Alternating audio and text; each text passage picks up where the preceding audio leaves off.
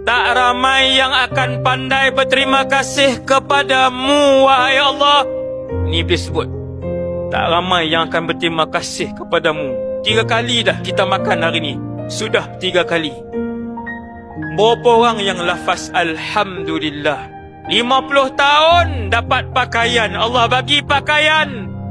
Berapa orang yang tiap-tiap malam bila dia tanggal pakaian dia kata, dia sebut Alhamdulillah, wahai Allah, bagi nikmat pakai baju kepadaku. 50 tahun dah. Tak perasan sebab nikmat itu tidak pernah ditarik.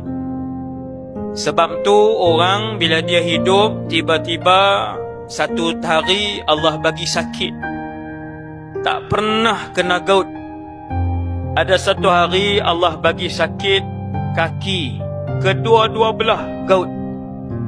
Letak pun tak boleh. 49 tahun Allah bagi kaki sihat. 49 tahun kedua-dua kakinya sihat.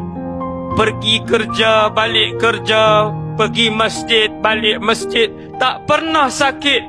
Bila hari pertama kena gout, bila hari pertama kedua-dua kaki tak boleh nak diletakkan di atas tanah, waktu tu baru sedar Allah bagi 50 tahun kaki yang sihat.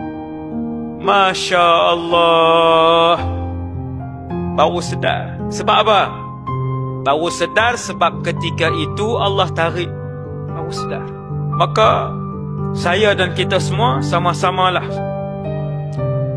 selalu mensyukuri Allah Subhanahu wa ta'ala.